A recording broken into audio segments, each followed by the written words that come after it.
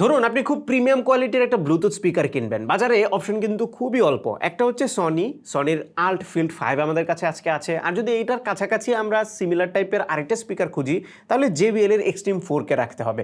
এখন এই দুইটা স্পিকার যদি আমরা কম্পেয়ার করি তাহলে কোনটা আসলে ভালো? ফর এক্সাম্পল সনির দামটা একটু বেশি, বাট বেশি দামে আপনি আসলে কি কি এক্সট্রা পাচ্ছেন সেটা জানাবো আজকের ভিডিওতে। সনিটা ব্ল্যাক এবং হোয়াইট দুইটা কালার ভেরিয়েন্টে পাওয়া যায়, JBL এর যদিও অনেকগুলো কালার ভেরিয়েন্ট আছে। JBL এর কালার ভেরিয়েন্ট বেশি থাকলেও এটাতে কিন্তু কোনো RGB নাই, সনিতে RGB লাইট আছে। তবে যদি আপনি ওয়েটের কথা বলেন তাহলে সনিটা কিন্তু একটু বেশি ভারী JBL এর তুলনায়। সনিতে IP66 এবং 67 দুইটা রেটিং এ আছে, আর JBL আছে শুধুমাত্র IP67। অডিও হার্ডওয়্যারের কথা যদি বলি তাহলে সনিতে বড় বড় 3টা ড্রাইভার আছে আর JBL এর ছোট ছোট 4টা ড্রাইভার আছে। ব্লুটুথ ভার্সন দুইটাতেই 5.3 দেওয়া হয়েছে, কানেক্টিভিটি কোনো ইস্যু নাই, দুইটাতেই মাল্টি পয়েন্ট কানেক্টিভিটি আছে এবং দুইটা স্পিকারকে আপনারা কাইন্ড অফ পার্টি মোডে ইউজ করতে পারবেন। বাট আসল যে জিনিসটা আমাদের জানা দরকার সেটা হচ্ছে সাউন্ড কোয়ালিটি কোনটার কেমন। এবার চলেন আমরা এই দুইটার সাউন্ডটা একটু শুনি।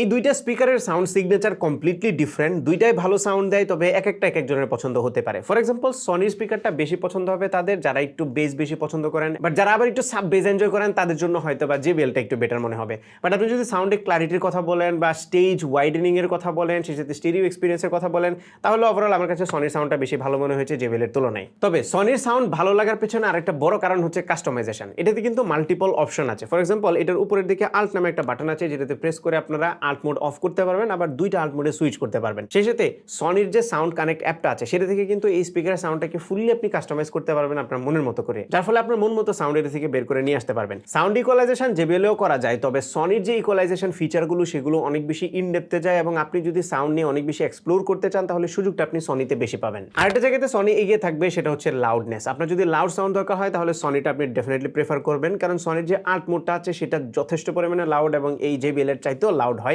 এবং আরেকটা ভালো ব্যাপার হচ্ছে আপনি পাওয়ার লাগান আর না লাগান তাতেও কিন্তু এটা অনেক লাউড সাউন্ড দেবে সনিরটা।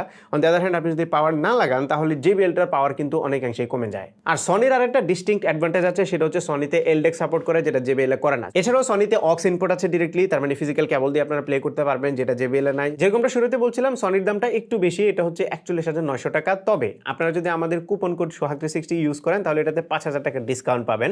দামটা একটু বেশি হলেও এটাতে কিন্তু এক্সট্রা একটা জিনিস আপনারা পাচ্ছেন, সেটা হচ্ছে 1 বছরের official warranty. On the other hand JBL 30-32,000 টাকায় আপনারা পাবেন, তবে এটাতে কিন্তু অফিসিয়াল ওয়ারেন্টিটা একটু কম পাওয়া যায়, স্পেশালি সোর্স অনুযায়ী ডিপেন্ড করে ওয়ারেন্টি এদিক ওদিক হয়। রাফলি 6 মান্থসের মতো ওয়ারেন্টি আপনারা এটা থেকে পাবেন। ফাইনালি যদি কনক্লুড করি, you can't go wrong with either one. তবে সনির ব্র্যান্ড ভ্যালুটা একটু বেশি এবং দাম বেশি হলেও এটাতে ফিচারের পরিমাণও একটু বেশি।